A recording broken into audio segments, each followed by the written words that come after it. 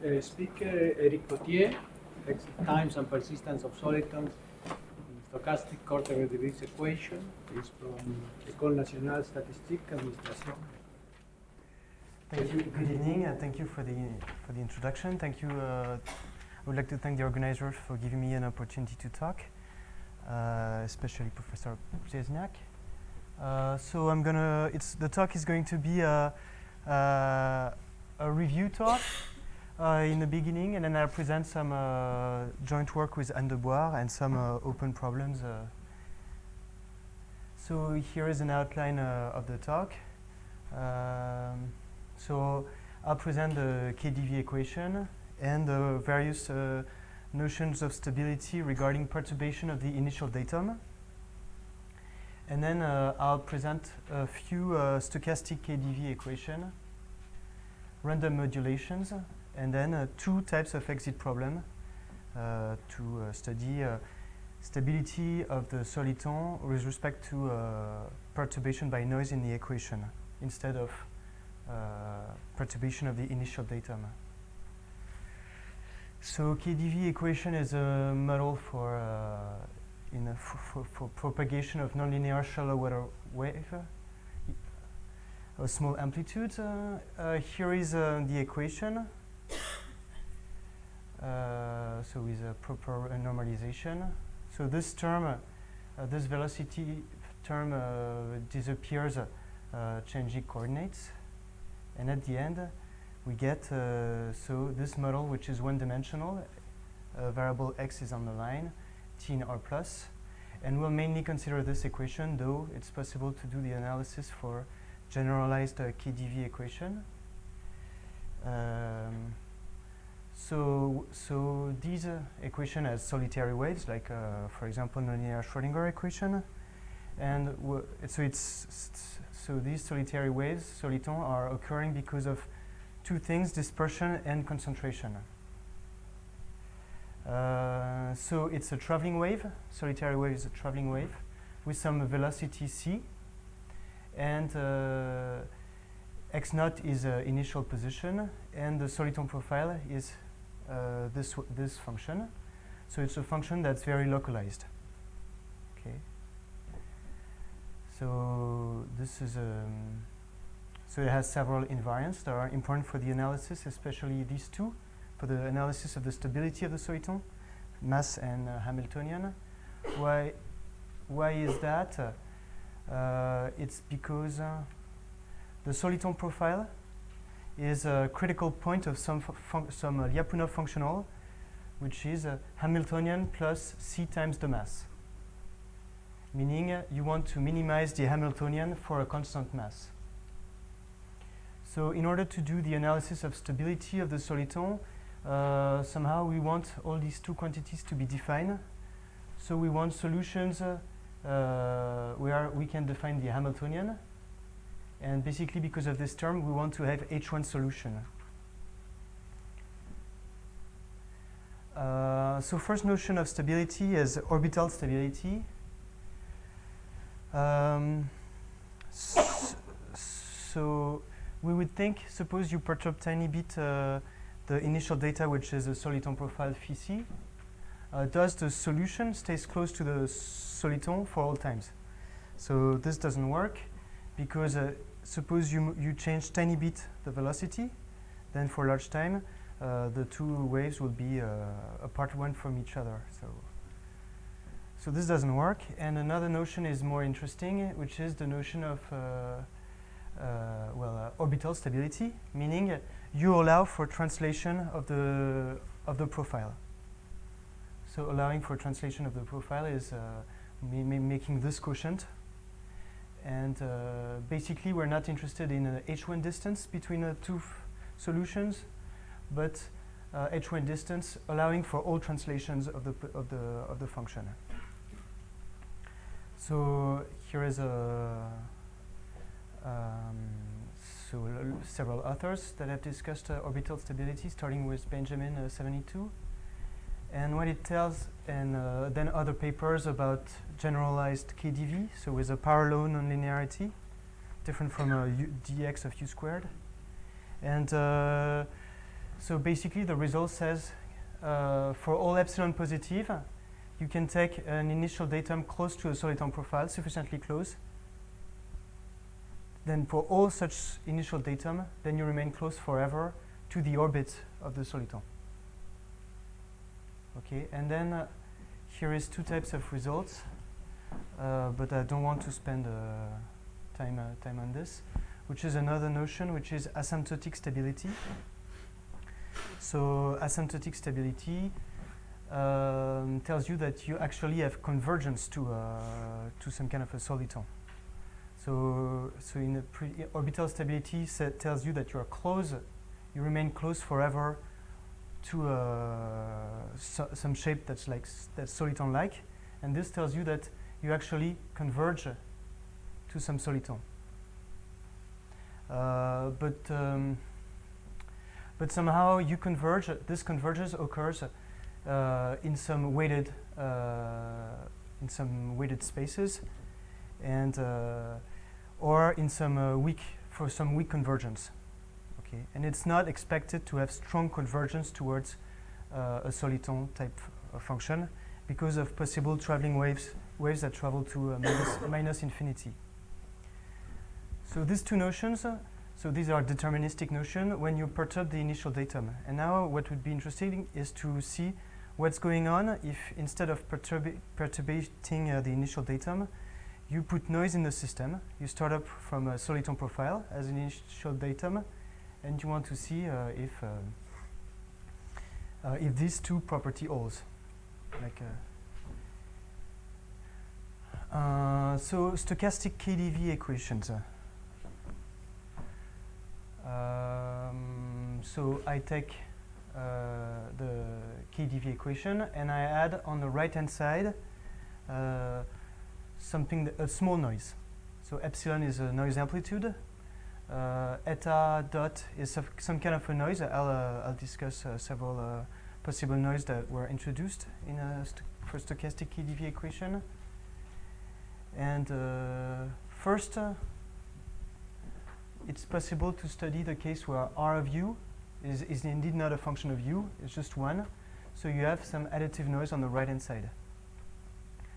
So additive noise on the right-hand side is usually introduced to model random pressure on the surface of the fluid. So first article in physics with this type of perturbation of the KdV equation is Wedati, 83. And it turns out that it's very easy to rewrite the solution of the stochastically perturbed KdV equation in this form. So I have to tell you what capital U is. Capital U is the solution of the KdV equation with initial datum U0. So if you put noise, additive noise, and eta dot is only a noise, a white noise in time only, doesn't depend on space, then you get a position that's fluctuating plus some small remainder that's a Brownian motion type. Okay, and okay, so I'll come back to this example later. And now another interesting case is what if this additive noise depends on both time and space. So the thing is that it was considered in physics. So I cite this paper from physics. And usually when you have additive noise, since the energy grows in the system, there is also this dissipation in the equation. So there are, and now in math, there are several papers by Debois and Debuche, or Debois, Debuche, and Tsutsumi. So the difference is that, for example, in this article by Debois, Debuche, and Tsutsumi, they study white noise in the system, but they have solutions which are rough. And the thing is that here we want to study stability, and for stability, the Lyapunov functional, which depends on Hamiltonian and mass, is important. So we don't really want to have rough solutions. We want to have solutions that live in a space where we can work with the Lyapunov functionals. So it means solutions that live in space H1, where we can differentiate. So in that case, the noise at a dot of t and x is a noise which is weight in time and colored spacewise to allow for solutions in H1. Why is that? It's basically because this linear operator generates a group which is called array group, and that has smoothing properties, but only local smoothing properties. So it was not possible so far to relax the correlation on the noise in the additive noise case. And this correlation makes the noise non-homogeneous in space. I mean, so the correlations that were introduced so far. Now, another type of perturbation. So in this physics paper, lots of different perturbations have been considered. So again, this additive noise. Perturbing the velocity. So in the initial equation, you have a dxu term that basically disappears when you change the coordinates. But what it means when you add a small noise hitting the dxu, meaning that you have, it's usually used to model non-homogeneous bottom tomography. Okay. So and then you can add, so other perturbations appeared in physics, which is adding on the right-hand side epsilon u times noise, and this is the case of random dissipation. So, like for example, when you have additive noise, you have dissipation gamma u, and when you have u times noise, meaning that there is uncertainty on the gamma parameter, there is noise dissipation. So Garnier in 2001 have studied several noises which depend on time or depend on space, and each time there are proper transformation to get a solution, or like inverse scattering. And for example, this case of the dxu multiplied by white noise in time only, which is interesting in physics, gives you a nice solution, which is solution of the deterministic equation with a random translation. Okay, so now another equation that appeared so in math in de Boer-Debucht 2007 is the case of a random dissipation or random potential, where u is hit by a noise which depends on both time and space variables. And so there is still a correlation in space. So the noise is weight in time, but there is correlation in space. But there is space homogeneity. So the operator that acts on the cylindrical Wiener process here is indeed a convolution. Okay, so this I never explained, but this is a notation. W is a cylindrical Wiener process, phi is some operator. So when the noise is not multiplicative, phi is Hilbert-Schmidt from L2 to H1, and here it's not required to be Hilbert-Schmidt. It can be relaxed because it's multiplied by u. Okay, and there is all other literature. So now another types of results. So this. So now we have a stochastic KdV equation. So we have noise in the KdV equation, and we have some noise, additive or multiplicative. And what can be said about the solution? Okay. So here I want to cite results about random modulation of solitons. So this is in the physics literature. This approximation is often used, and it's called a collective coordinate approach. So basically, you write your solution to the SPDE as phi c was the soliton profile, 1 over squared of the hyperbolic cosine. So you write your solution as this guy plus a small remainder. And actually, this soliton shape has a velocity that fluctuates in time, and which is random, and a location which is a scalar parameter that fluctuates in time and which is random. So now basically your solution starting from a soliton profile is like some soliton with parameters that fluctuate randomly plus a small remainder.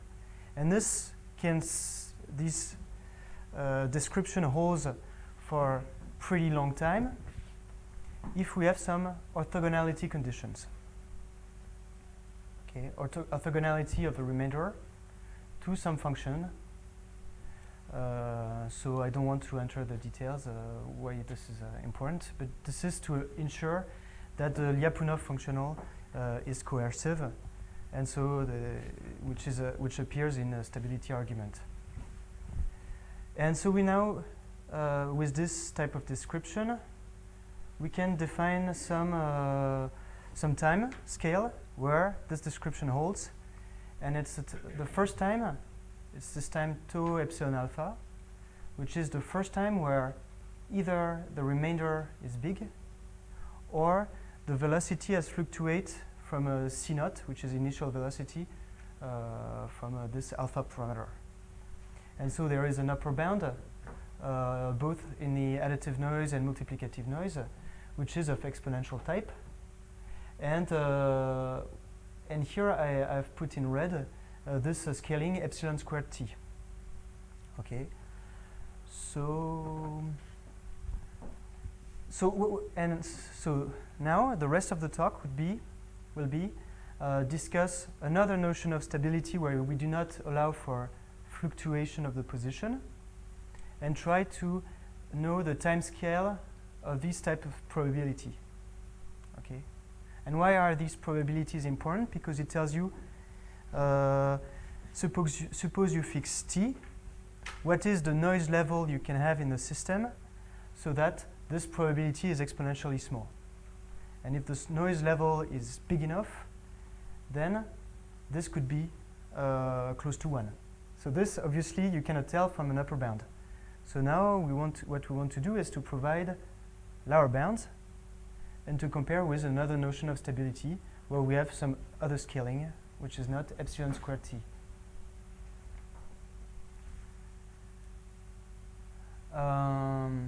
Okay, so now the main tool to obtain a lower bound.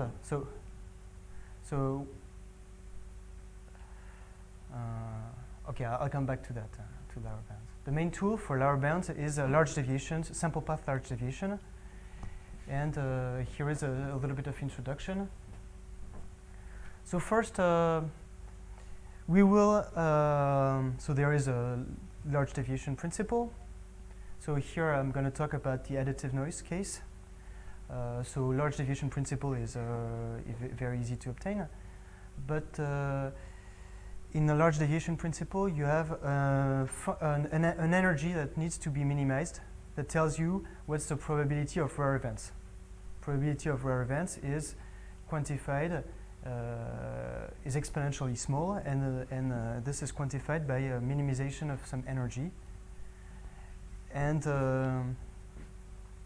for lower bounds, it's really useful to have a noise that's homogeneous. And the thing is that here, so here I'm considering additive noise. Additive noise, to make sense of the SPDE, we need to have an operator phi that takes a cylindrical Wiener process and that gives a Wiener process in H1, and that's Hilbert-Schmidt. And if we want to have these properties, the noise cannot be homogeneous in space. But that's a big trouble to obtain lower bounds. So what we will do, we will consider some limit where the noise is homogeneous. And we will have lower bound in this limit.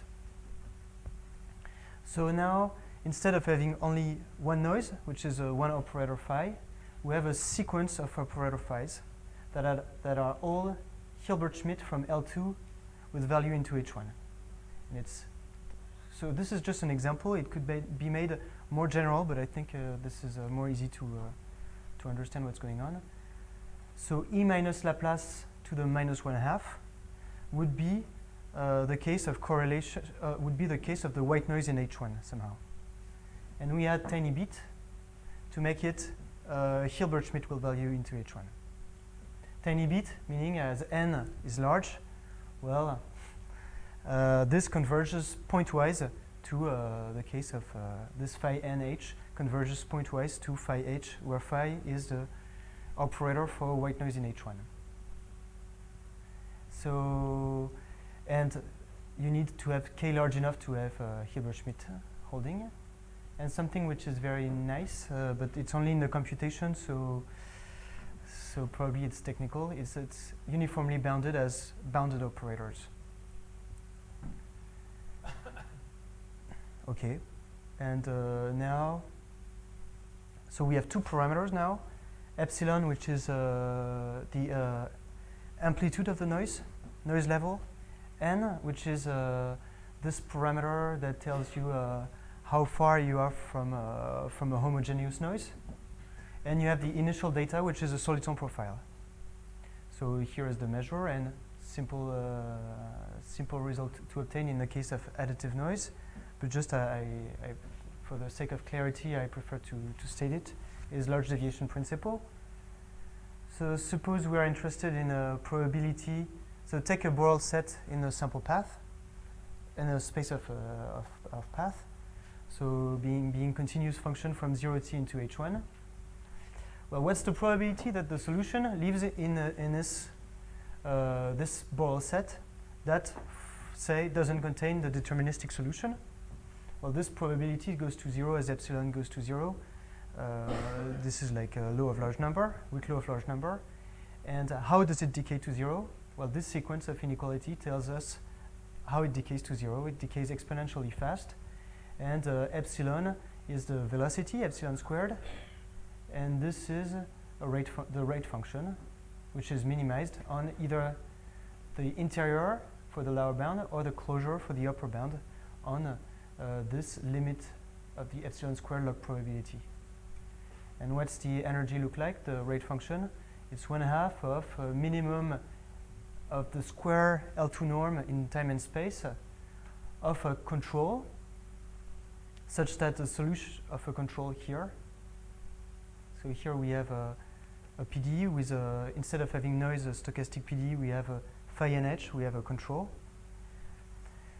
So we just simply replace the noise by something deterministic. It has same initial datum. And so the rate function evaluated at some function W in the sample in the path space is the minimum energy you have to put in the control so that the solution of the control PDE is W. Okay? And now basically obtaining lower bounds on this probability of exit will be obtained obtaining lower bound on these control problems. Okay. So first notion, we know it's a bad notion because we know we need to have a. So when I discussed about perturbation of the initial datum, I said if you perturb tiny bit the velocity, then the solution will be far from each other. So we know that we have to allow for translation to have a stability of the wave over longer times. But let's just, as an exercise, look at this. So suppose we say that our solution looks like a soliton if it's close from the deterministic solution, close measured by some alpha parameter, and on some interval 0 random time 2 tilde alpha and epsilon. So okay, so if this time is large, well, the noise is weak enough so that you remain close to the soliton, and the soliton somehow is stable. So a few comments about that. Here, we do not allow for translation. We just have the regular translation, which is C naught of t. So this is the regular speed at which the soliton is going to propagate in a deterministic case. So we do not make this quotient allowing for extra translation. And suppose the noise, So before studying space-time noise, the case of a noise which is only a white noise in time is easy, and we know from Wadati that there is a closed form for the solution of the system where there is a random translation. And this random translation is measured by C naught of t minus epsilon, this integral of the Brownian motion. So now let's make a few computations. What's the variance of this fluctuation of the location of the center of mass of the wave, or say soliton-like solution? Well, the variance is epsilon squared t cube. While the residual term, so you have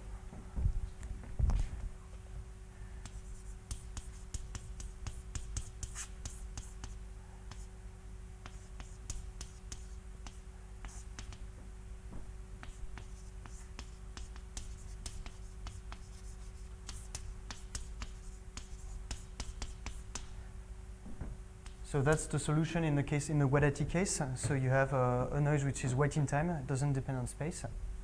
So variance of this term is epsilon squared t. Variance of this one is epsilon squared t cube. So somehow we expect to have that the solution will depart from the deterministic solution because of this guy, because of fluctuation of the position. Because this has a much larger variance. T is large, epsilon is small. So this variance is much bigger than this one. So we expect to have this scaling, epsilon squared t cube, while the upper bound for the random modulation when we allow for random translation is epsilon squared t. So this is all heuristics before obtaining the bounds. So fluctuations of the location is most likely to imply exit. And so we believe that stability up to time t requires a maximum noise level of the order of t minus 3 divided by 2. Another kind of way to tell us that if we consider this as a notion of stability of the soliton, we would need a much smaller noise amplitude, is if we linearize the nonlinear PDE. So we have a PDE which is nonlinear plus noise. If we linearize the nonlinear operator around the soliton profile, well, we obtain something which is dx of LC naught. And what about it? Well, it has a spectrum which is the imaginary axis, and it has no unstable eigenvalue, but it has a generalized null space which is spanned by two functions, dx phi c naught and dc phi c at c equals c naught. And we have this relation which reminds us of like a Jordan block. Okay, so still heuristics before proofs based on large deviations. So now suppose we start up from the SPD, we linearize around the soliton, we project onto the generalized null space. So this is all formal. Well, we get, because of the Jordan block structure, we get this type of dynamic for now this two-dimensional system. And we would obtain a solution for x1 which has this form and which fluctuates with epsilon squared t cube. So same scaling again. So somehow that tells us also why when we allow for translation we will be able to obtain for random modulation, we will be able to get a much longer time scale or much bigger noise level, because we will work orthogonal to the two functions that are here. So now proposition. Well, the proposition is this one. Take t c naught positive.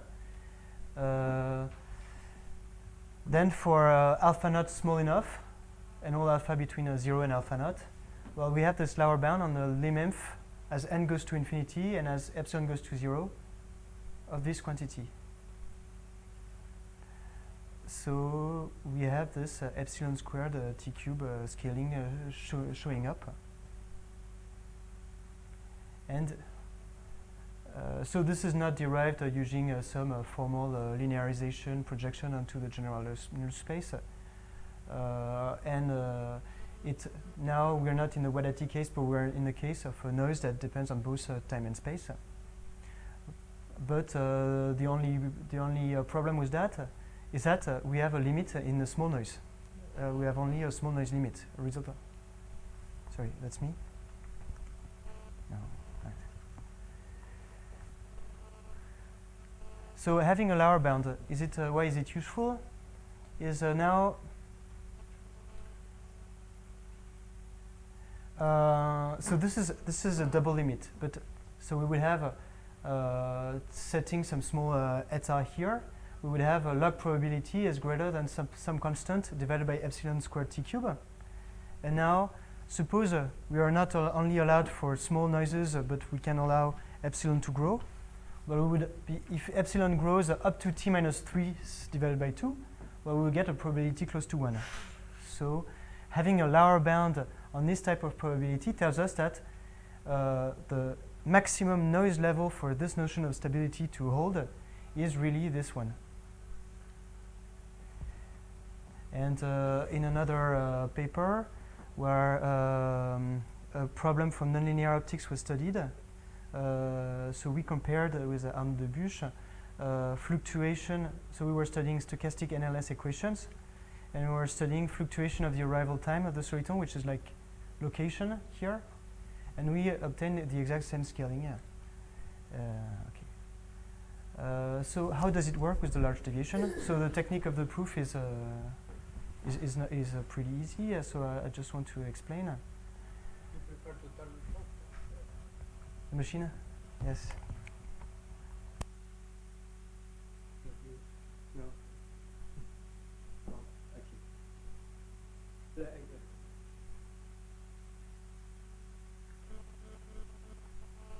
So,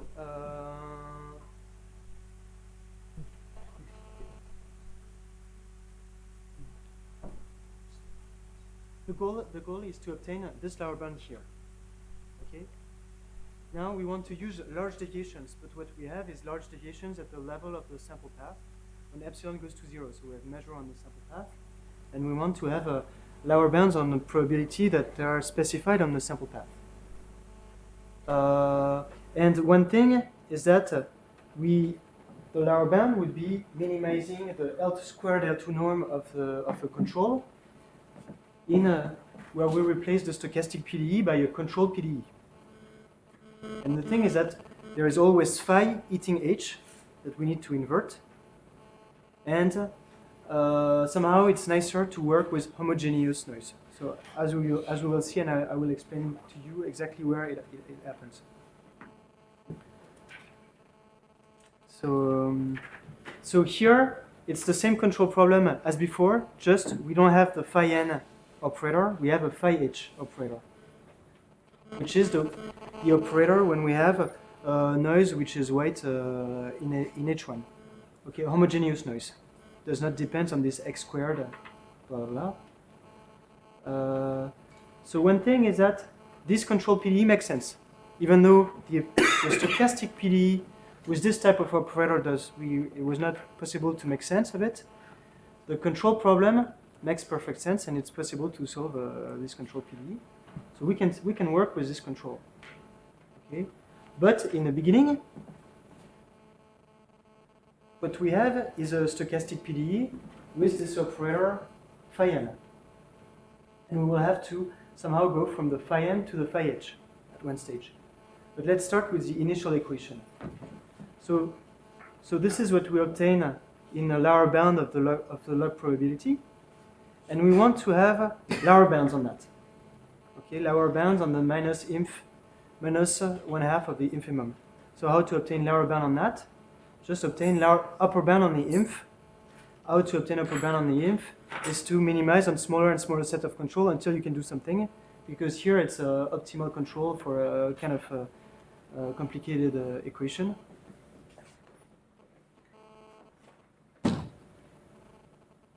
Well, I mean, they suggest that you Just a 1 second break. 1 second it's okay, but not So you, apparently you have switched the microphone off, Yes. and For the recording. here for the recording you want Okay. it. Okay. And the second question is that there's some interference with the mobile phones, which are switched on in the. So if you have any more, can you please switch it off?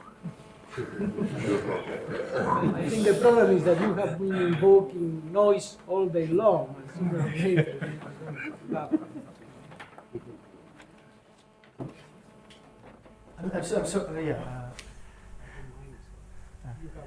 No, I don't have mine. So I hope it's not boring if I go into some just ideas of the proof.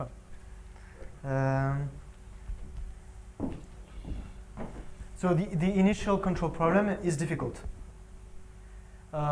Basically, we would like to be able to evaluate this quantity. It's difficult, but we just want here to provide a lower bound, because lower bound will tell us that we cannot expect to have a stability with a noise amplitude which is larger than t minus 2/3, which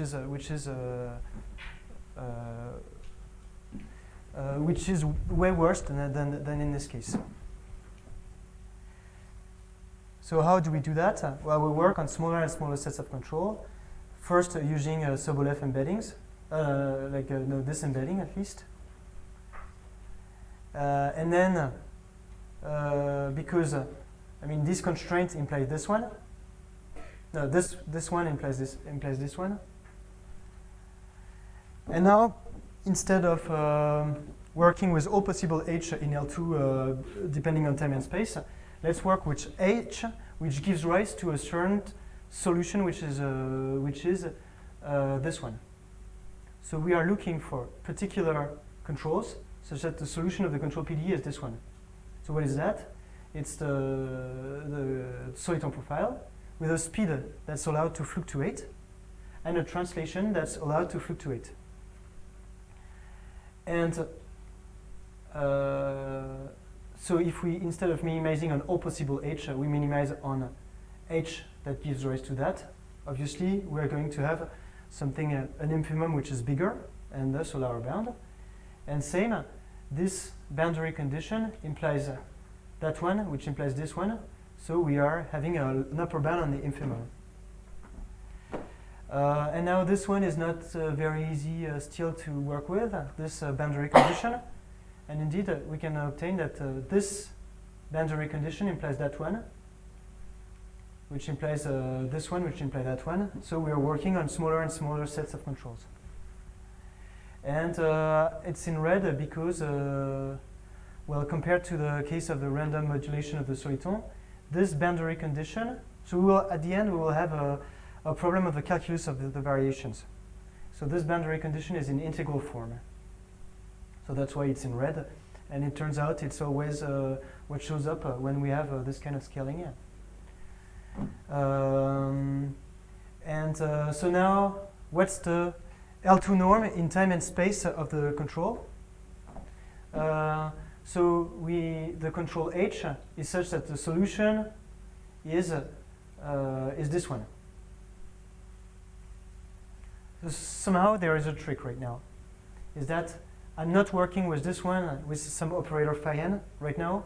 I'm working with this homogeneous operator. And at the end there will be a continuity argument with respect to the control. So let's work with the homogeneous noise. So this is the L2 norm we want to compute. And because it's homogeneous, we can take out of the integral this C prime t. And we cannot do that with the correlations that gives a Hilbert-Schmidt noise with value into H1. So now here is what we want to minimize. So we want to minimize on what? Now there is only one parameter. Instead of having all possible h, which depends on time, space, and which are L2, we only minimize on a one-dimensional path that satisfies certain boundary condition. So instead of having optimal control, we're having problem from the calculus of the variations.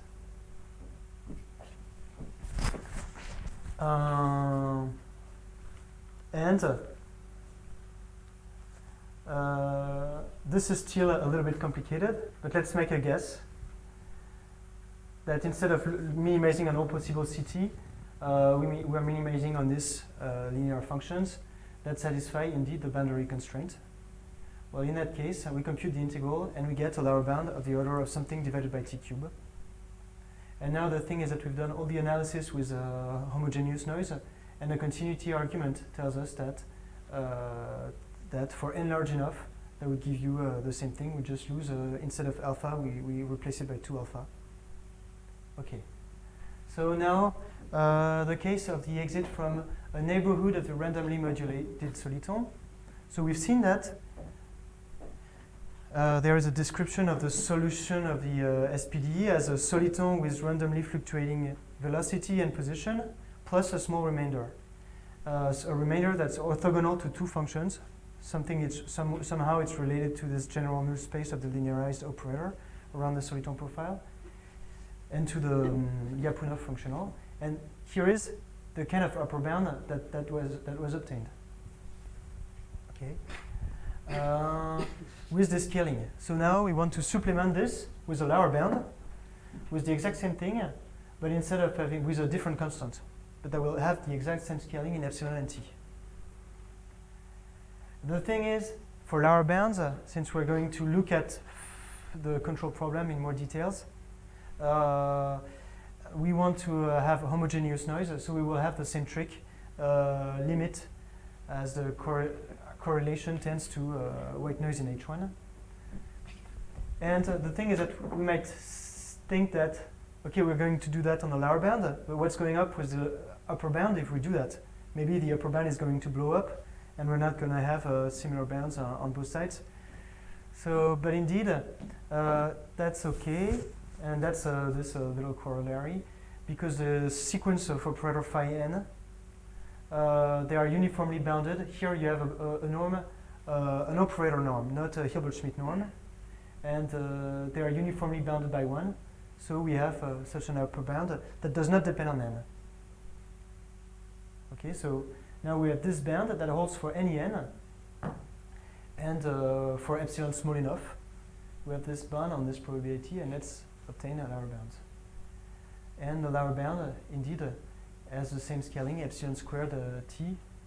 So for all t, fixed, and alpha positive, which defines the size of the neighborhood of the randomly modulated soliton. So it was in the previous slide. Exit, we're saying that we have exit from a neighborhood of the randomly modulated soliton if either the velocity has shifted from alpha, or the position has shifted from alpha. Here. Or the remainder. So either the velocity has shifted from alpha, or the remainder is bigger than alpha. The difference, yeah. This is basically remainder term. And we are doing about the same thing.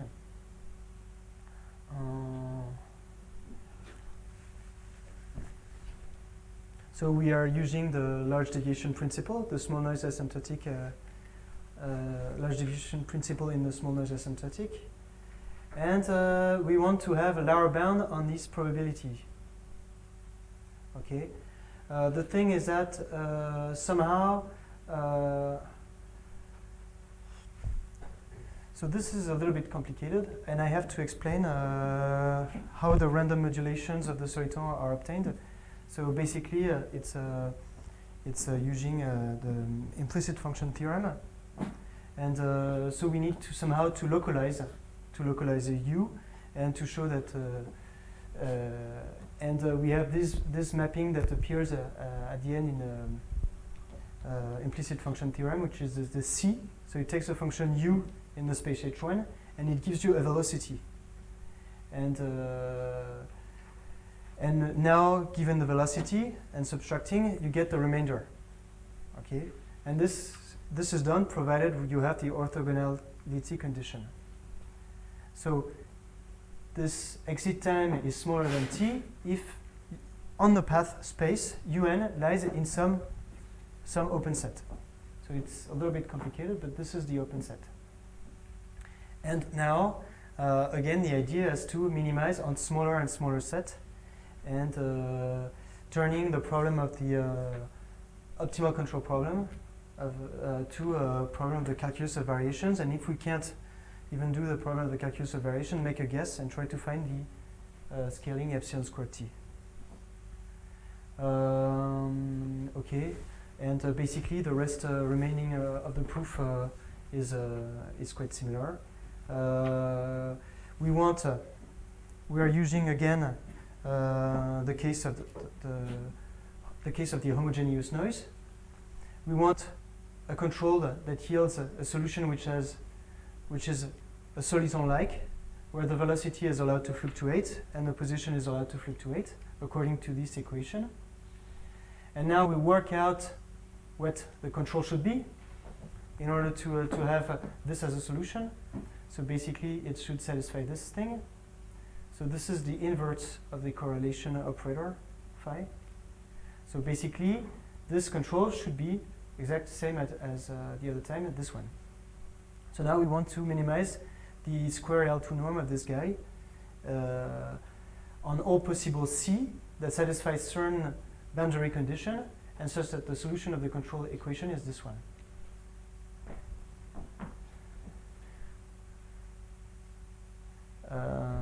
Where are the boundary condition? Did I write them? Yeah, boundary conditions are there. So basically we have exit in that case either when the remainder is big or when the velocity has shifted from alpha. It could be one or it could be the other. But if it's the velocity that I've shifted from, so here it's 2 alpha because we are using approximation by homogeneous noise, then we have exited. So it's a sufficient condition. So we are going in the right direction since we want to lower bounds. Okay, and in the other case, we had a boundary condition in integral form. In here, it's classical boundary condition in a problem of calculus of variation. And that will give us this different scaling.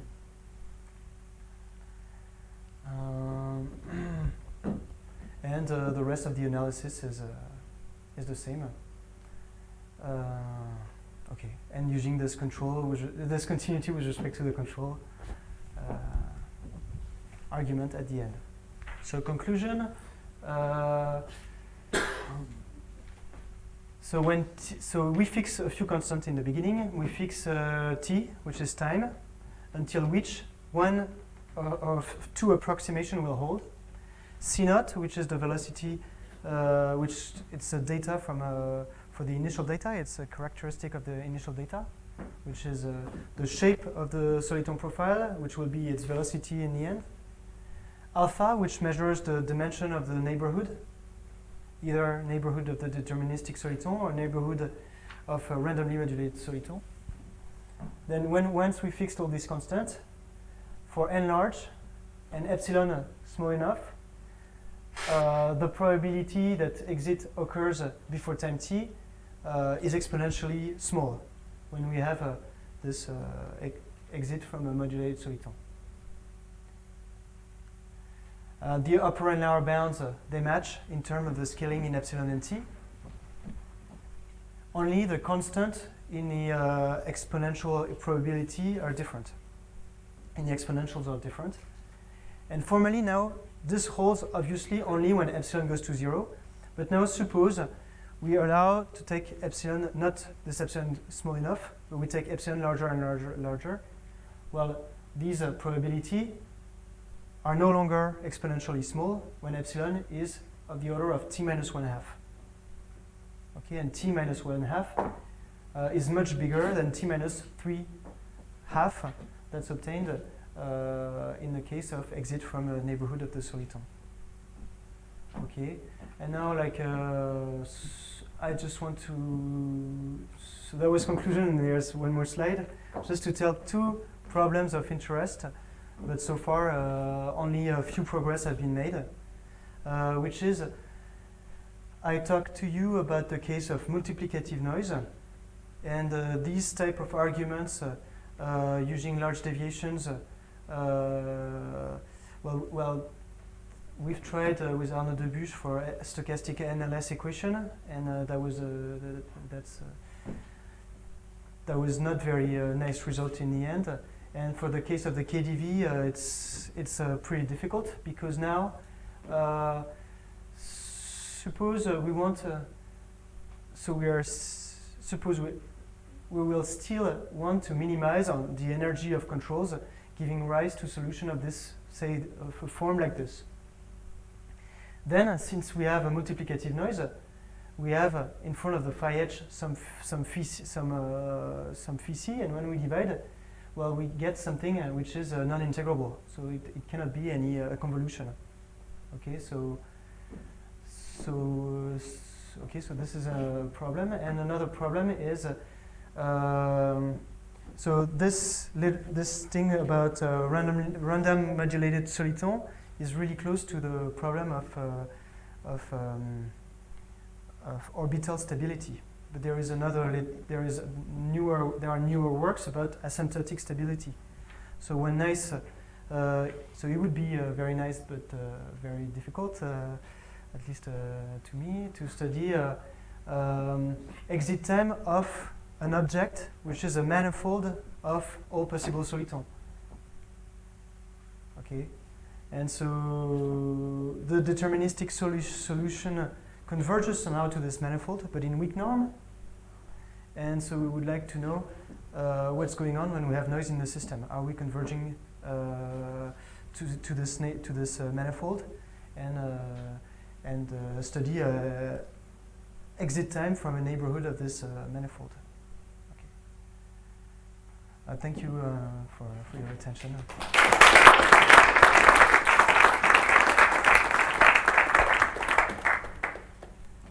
Any questions? Yeah. This was a very nice study of the KDV equation, stochastic. There are other equations which show solitons, like Gordon. Like Gordon equations. I think the method can be adapted somehow. Maybe it's even easier. I have no idea.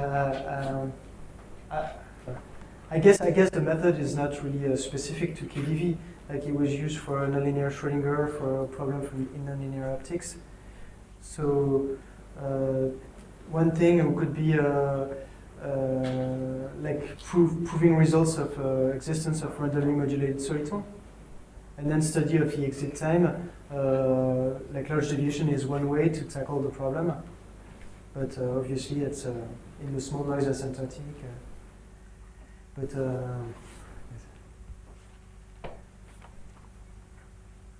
The key is the controllability results, right?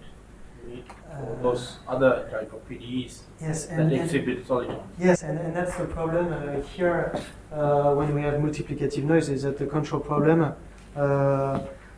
is much more difficult. Especially when the multiplication is by something which is u.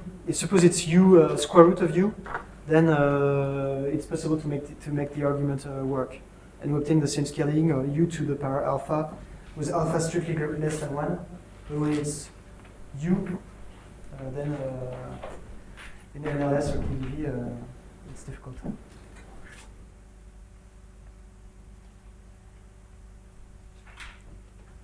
Okay, let's start.